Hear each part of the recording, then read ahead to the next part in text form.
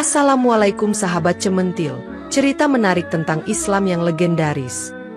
Hari ini saya akan menceritakan kisah masjid misterius yang tiba-tiba muncul di atas bukit dalam semalam. Namun sebelumnya, saya sarankan untuk menuliskan sholawat untuk Nabi Muhammad, agar kelak sholawat ini bisa menjadi saksi untuk mendapat syafaat di akhirat. Like dan subscribe ke channel ini, sangat membantu menyebar dakwah Islam, dan semoga menjadi amal jariah.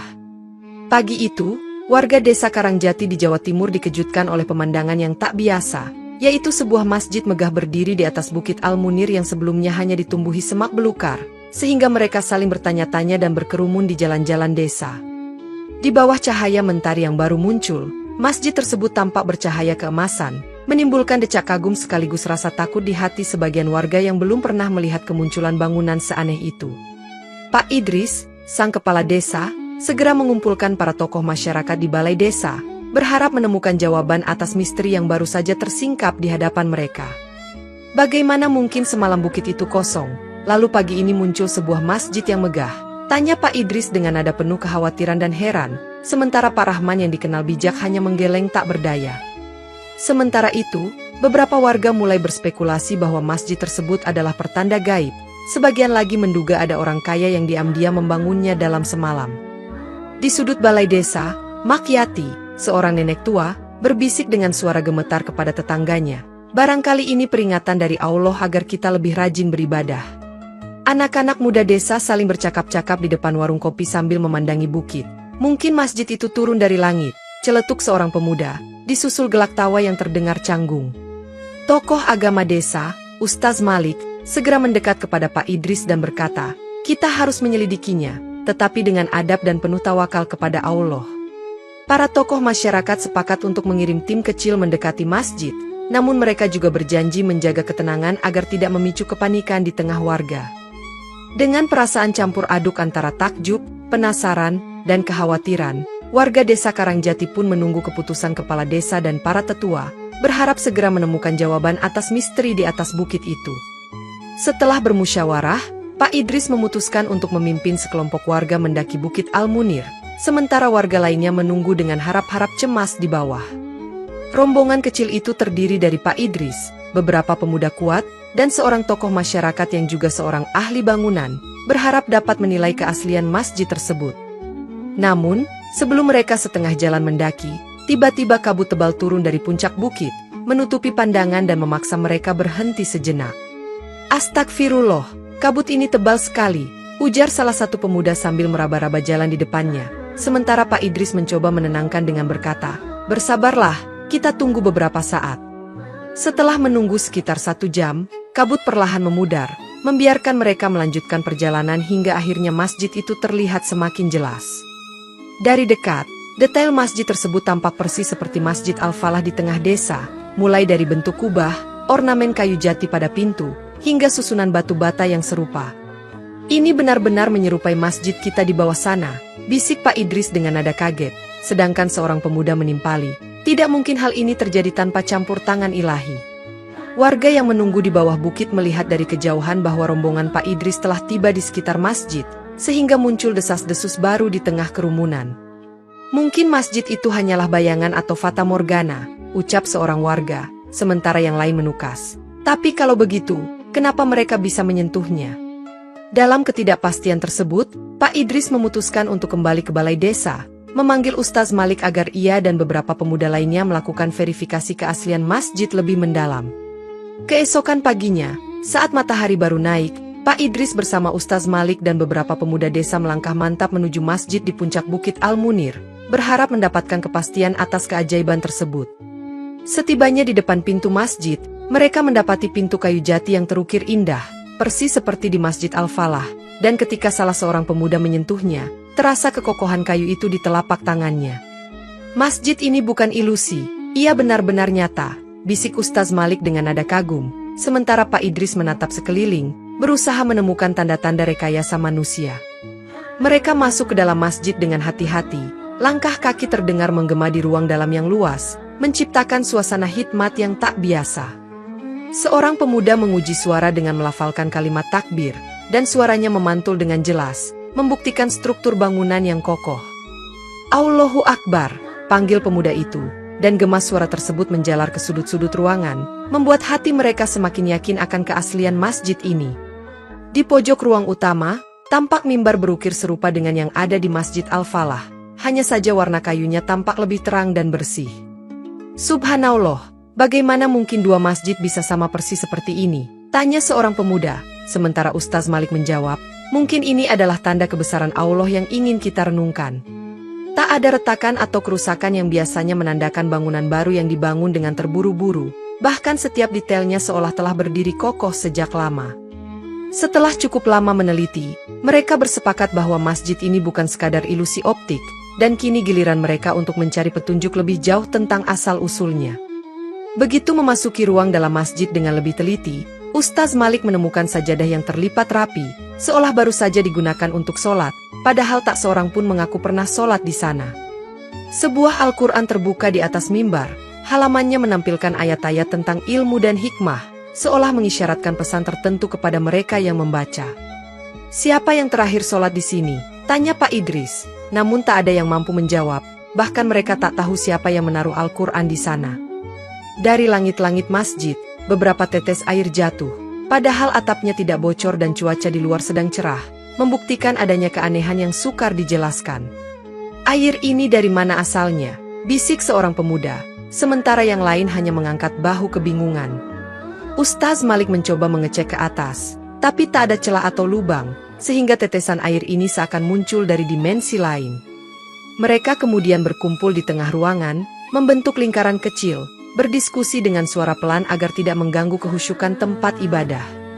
Saya khawatir ada sesuatu yang kita belum pahami, kata Ustaz Malik, menatap wajah-wajah pemuda yang tampak was-was. Mungkin kita harus memohon petunjuk dari Allah. Para pemuda mengangguk setuju, berjanji akan melaksanakan sholat istikharah begitu kembali ke desa, agar Allah menunjukkan maksud dari kemunculan masjid ini. Setelah mengamati sejumlah keganjilan ini, mereka pun memutuskan untuk turun kembali ke desa, membawa kabar bahwa masjid tersebut nyata sekaligus misterius. Sepulangnya dari bukit, Pak Idris dan rombongan disambut oleh kejadian mengejutkan. Hujan deras tiba-tiba mengguyur desa padahal sudah 3 bulan kemarau berlangsung. Curah hujan yang tak henti-henti membuat tanah yang kering kerontang menjadi becek, dan warga terpaksa berhenti bekerja di sawah serta ladang mereka. Alhamdulillah, akhirnya hujan turun, ucap seorang petani, meski ada rasa khawatir melihat intensitas hujan yang tak biasa ini. Sungai kecil di tengah desa, yang biasanya kering dan hanya menyisakan bebatuan, sekarang meluap dan airnya mengalir deras, mulai menggenangi rumah-rumah di bantaran sungai. Airnya naik dengan cepat, kita harus segera menyelamatkan barang-barang, teriak seorang ibu muda, berlari ke dalam rumah untuk menyelamatkan perabotan.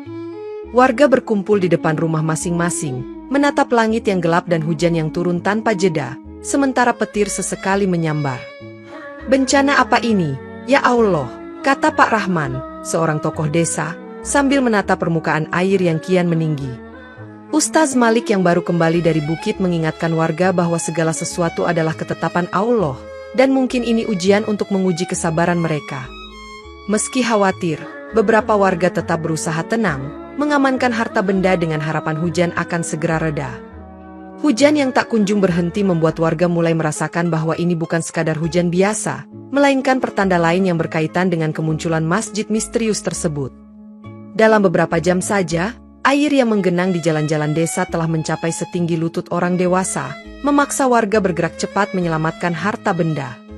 Beberapa warga membawa kasur dan lemari ke bagian rumah yang lebih tinggi, sementara anak-anak diungsikan ke tempat yang dianggap aman.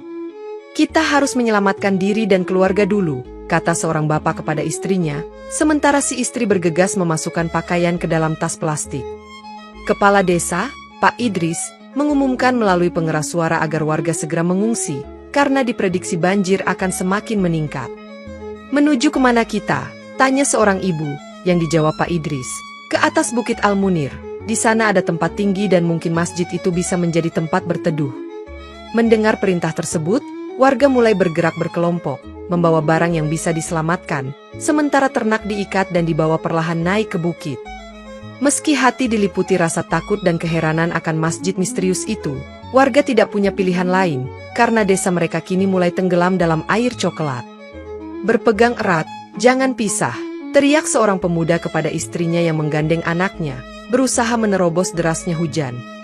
Malam mulai merangkak, penerangan minim, namun warga terus berjalan mendaki bukit. Setitik harapan muncul ketika mereka melihat siluet masjid di atas sana. Dengan langkah berat, mereka akhirnya memutuskan bahwa keselamatan jiwa lebih penting daripada mempertanyakan asal-usul masjid, dan mereka melanjutkan perjalanan meski belum tahu apa yang menanti di puncak. Di bawah guyuran hujan yang belum juga reda, warga desa Karangjati berbondong-bondong menuju Bukit Al-Munir, menuntun sapi dan kambing, serta menjunjung barang-barang di atas kepala.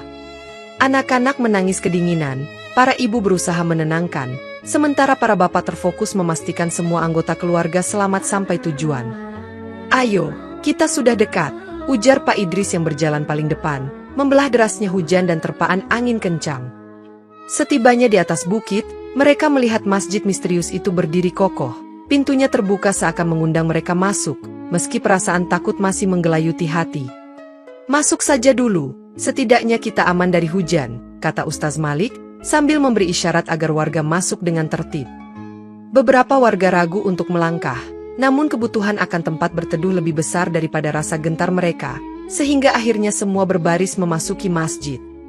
Di dalam masjid, suasana dingin dan lembab, namun tidak ada genangan air. Lantainya kering meski di luar hujan tak henti. "Alhamdulillah, setidaknya kita terlindung," ucap seorang nenek sembari menenangkan cucunya yang ketakutan. Sementara itu, seorang pemuda berbisik kepada rekannya, "Masjid ini aneh, tapi kita tak punya pilihan," dan rekannya hanya mengangguk setuju. Malam itu, masjid di puncak Bukit Al-Munir menjadi tempat pengungsian massal, menyelamatkan puluhan warga dari gempuran banjir yang merendam desa mereka. Saat pagi menjelang, warga yang mengungsi di dalam masjid terkejut mendapati rak-rak kitab yang tertata di salah satu sudut, persis sama seperti rak di Masjid Al-Falah di desa mereka. Beberapa kitab kuning yang akrab di mata para santri ternyata juga berada di sana, dalam posisi yang sama seperti saat terakhir mereka melihatnya di Masjid Al-Falah. "Astagfirullah, bagaimana kitab-kitab ini bisa ada di sini?" tanya seorang lelaki tua, sambil menyentuh sampul kitab yang masih kering dan utuh. Ustaz Malik mendekati rak kitab itu, mengamati judul-judul yang sama persis dengan kitab-kitab yang pernah ia baca di bawah bukit. "Ini benar-benar sama, seperti masjid kita yang dibawa ke atas," ucapnya pelan, sementara beberapa pemuda terdiam, mencoba meraba logika yang tak terpahami. Warga mulai saling berbisik, sebagian merasa ketakutan karena fenomena ini sulit dijelaskan dengan akal sehat. Mungkin Allah ingin menunjukkan kekuasaannya, memindahkan ilmu yang selama ini kita abaikan ke tempat tinggi agar kita sadar, kata Pak Idris perlahan. Seorang ibu yang sebelumnya terlalu sibuk menyelamatkan perabotan kini tertegun melihat kitab-kitab itu, menyadari bahwa ia tak pernah menganggap penting isi kitab tersebut. "Apa maksud semua ini?" tanya seorang pemuda kepada Ustaz Malik, yang hanya dapat menjawab, "Kita harus memohon petunjuk kepada Allah, karena ini di luar kemampuan nalar manusia." Dengan hati yang bergetar, warga menyadari bahwa masjid misterius ini bukan sekadar tempat berteduh, tetapi sebuah tanda yang ingin mengarahkan mereka pada ilmu dan hikmah. Pak Idris segera mengingatkan semua warga bahwa kitab-kitab tersebut adalah warisan berharga para ulama terdahulu, yang selama ini jarang mereka pelajari dengan sungguh-sungguh. "Ilmu dalam kitab-kitab ini lebih berharga daripada emas dan perak," ujarnya, sementara warga mulai menyadari kelalaian mereka dalam merawat ilmu agama.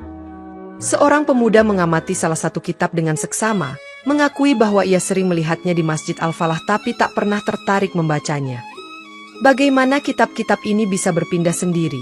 tanya seorang bapak, dan tak ada yang dapat memberikan jawaban pasti selain menyebut ini sebagai kuasa Allah.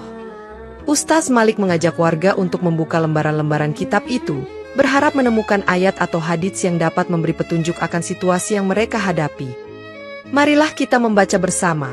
Mungkin ada hikmah tersembunyi di balik semua ini," ajaknya lembut, disambut anggukan ragu-ragu beberapa orang.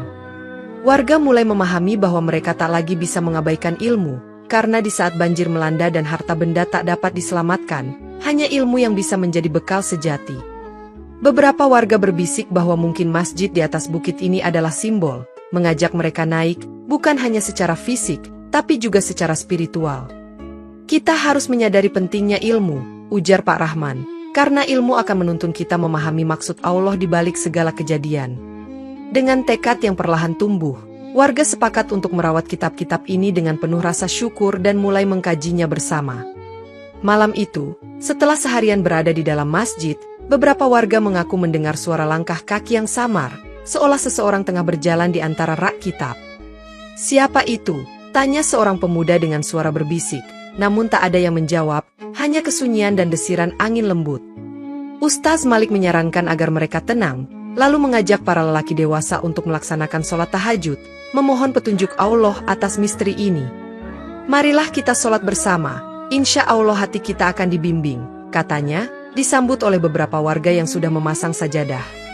Suasana malam itu menjadi khusyuk, suara lantunan ayat Al-Quran terdengar menenangkan, menembus keheningan, dan memupus rasa takut. Beberapa warga wanita dan anak-anak duduk di pojok ruangan, memperhatikan sambil berdoa dalam hati, berharap mendapatkan ketenangan.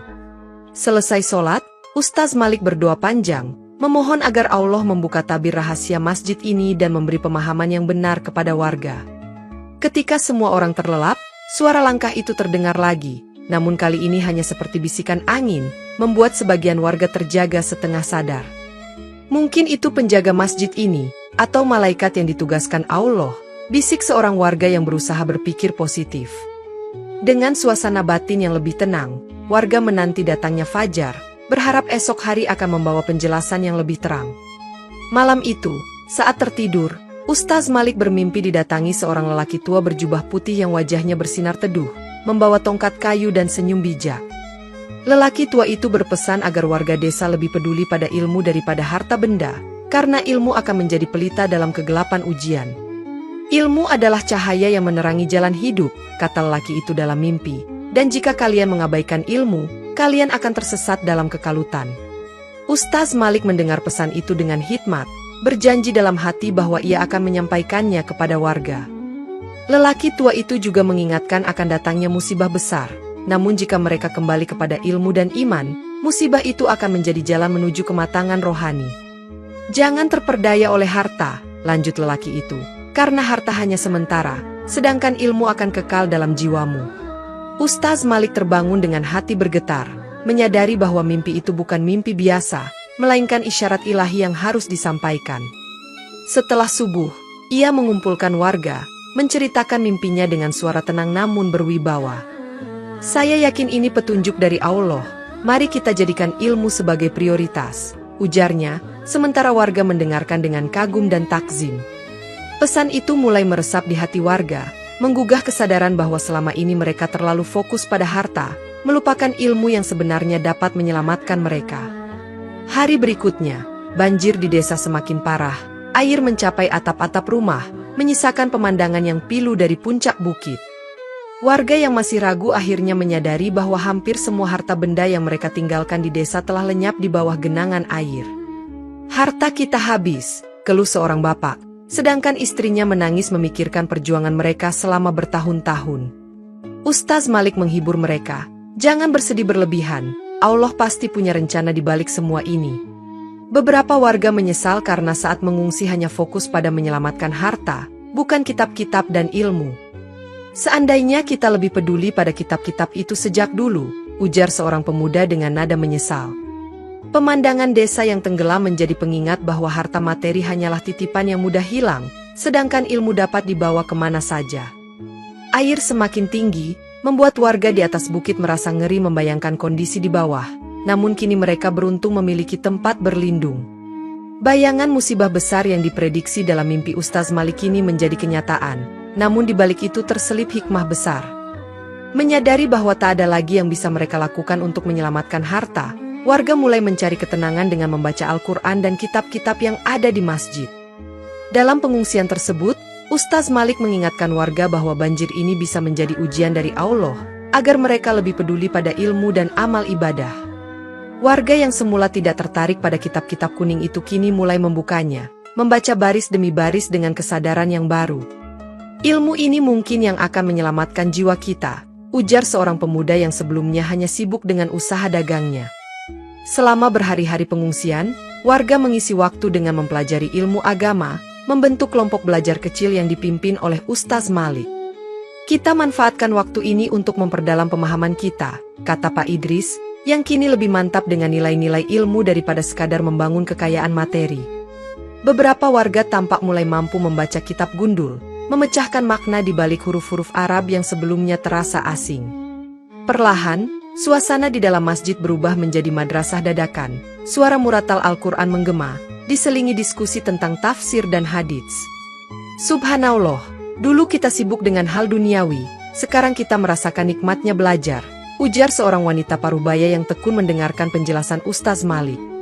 Meski harta benda terbenam, hati mereka kini terisi dengan cahaya ilmu yang menuntun pikiran dan perasaan. Di tengah bencana, mereka mulai memahami bahwa ilmu adalah bekal terbaik dalam menghadapi segala ujian kehidupan.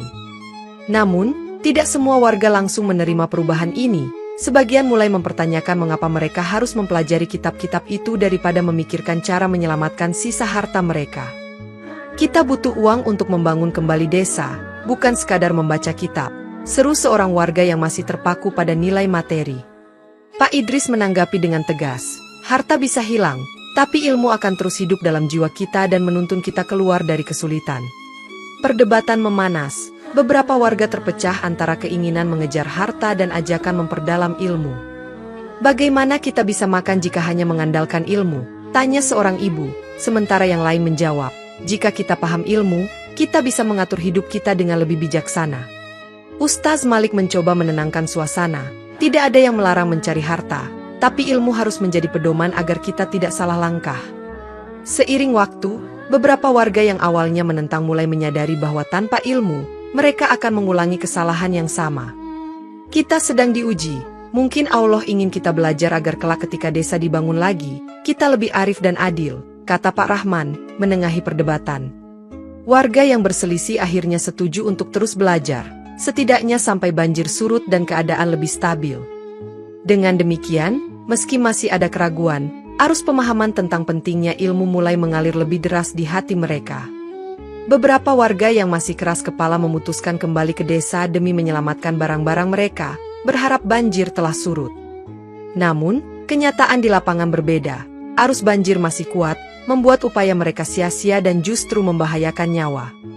Allahu Akbar, airnya deras sekali, teriak seorang lelaki yang hampir hanyut, sementara rekannya berusaha menarik tangannya ke tempat yang agak lebih tinggi. Saat mereka terjebak, tak ada bantuan yang bisa segera tiba, karena semua orang berlindung di atas bukit, jauh dari jangkauan arus. Dengan susah payah, mereka mencoba menyelamatkan diri, tapi harta yang mereka kejar telah hilang entah kemana, hanyut di bawah aliran air. Berjuang melawan arus deras, mereka akhirnya kembali ke bukit dengan tangan hampa, wajah lesu menandakan penyesalan yang mendalam. Kita salah telah mengutamakan harta, kata salah seorang yang selamat. Ilmu dan keselamatan jiwa ternyata lebih penting. Peristiwa ini menjadi pelajaran nyata bahwa keinginan mempertahankan materi justru mendekatkan mereka pada bahaya. Warga lain yang menyaksikan kejadian tersebut merasa iba, sekaligus bersyukur bahwa mereka telah memilih bertahan di masjid. Dari pengalaman pahit itu, kesadaran warga semakin kuat bahwa mengejar harta tanpa bimbingan ilmu hanya akan membawa kesengsaraan. Pada suatu sore, sebuah perahu kecil yang dikirim untuk memeriksa keadaan desa dihantam arus deras, terbalik, dan isinya hanyut terbawa banjir. Barang-barang yang dibawa perahu itu, termasuk beberapa alat pertanian, perabotan, dan makanan, lenyap tanpa sisa. Innalillahi wa inna ilaihi roji'un, ujar Pak Idris, menyadari bahwa upaya menyelamatkan harta sekali lagi gagal. Esok paginya, warga di atas bukit menemukan sisa-sisa barang yang hanyut terdampar di sekitar masjid, seakan Allah menegaskan bahwa segala harta akan kembali pada tanah. Ini seperti peringatan bahwa harta tidak akan pernah abadi, kata seorang pemuda sambil mengamati potongan kayu perahu yang patah.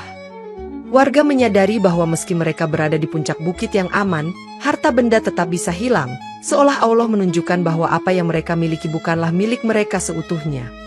Kita telah salah menilai kehidupan, bisik seorang wanita. Selama ini kita anggap harta adalah segalanya, ternyata ilmu dan imanlah yang kita butuhkan. Para warga kini lebih sering berkumpul di dalam masjid, mempelajari kitab-kitab, melantunkan ayat-ayat suci, dan berzikir bersama. Peristiwa perahu terbalik menguatkan keyakinan bahwa segala usaha tanpa ridho Allah tak akan menuai hasil yang memuaskan. Dengan hati yang semakin tawadhu, Warga terus memanjatkan doa agar Allah memudahkan mereka memahami hikmah di balik ujian ini. Di tengah suasana yang semakin religius, Ustaz Malik mengusulkan agar masjid di atas bukit dijadikan pusat pembelajaran agama dan penghafalan Al-Quran, sebagai simbol kembalinya mereka pada sumber ilmu. Pak Idris menyetujui usulan itu, menyatakan bahwa dari tempat ini kelak akan lahir generasi yang lebih cinta ilmu dan bertakwa. Mari kita memulai halakah setiap malam, di mana kita membaca dan mengkaji Al-Quran bersama, ajak Ustaz Malik dengan suara hangat. Beberapa pemuda yang dulunya sibuk mencari keuntungan dunia kini duduk bersila, menyimak bacaan ayat demi ayat dengan hikmat. Warga yang awalnya ragu kini menyadari bahwa ilmu adalah harta tak ternilai, menjadikan waktu mereka lebih bermakna daripada sekadar menghitung uang. Suasana masjid pun berubah, setiap sudutnya menjadi saksi perjalanan spiritual warga yang mulai memahami esensi kehidupan. Jika kita tekun belajar, Allah akan mengangkat derajat kita, kata seorang tokoh masyarakat, mengutip salah satu ayat Al-Quran tentang keutamaan ilmu. Malam-malam di masjid diisi dengan tadarus, kajian tafsir, serta diskusi ringan tentang akhlak dan adab, menggantikan percakapan duniawi yang dulu memenuhi waktu luang. Warga pun saling menyemangati, membangun tekad untuk bangkit dari musibah ini dengan modal ilmu yang benar. Dari titik balik ini, Desa Karangjati mulai melangkah menuju peradaban baru yang lebih berlandaskan iman dan ilmu. Tak berselang lama, banjir perlahan mulai surut, air kembali ke aliran sungai yang normal, dan tanah yang sempat terendam kini mulai mengering. Warga menyaksikan perubahan ini dengan rasa syukur, meyakini bahwa kesadaran mereka terhadap pentingnya ilmu turut mendatangkan rahmat Allah.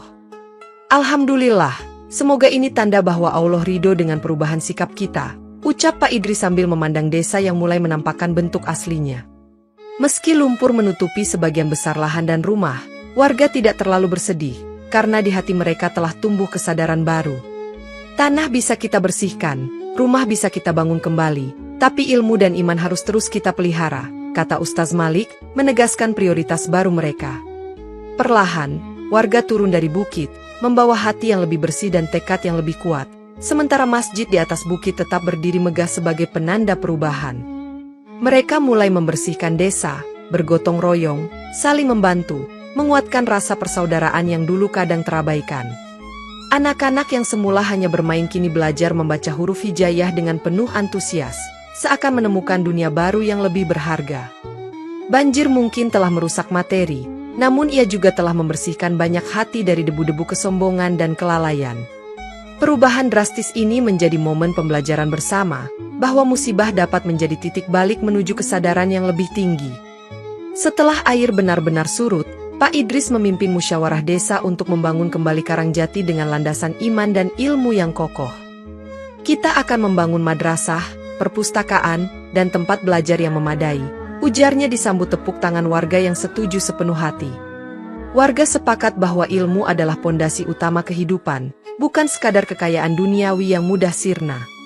Mari kita jadikan desa ini sentra pendidikan agama dan umum, agar anak cucu kita tumbuh dalam cahaya ilmu, seru Ustaz Malik dengan mata berbinar.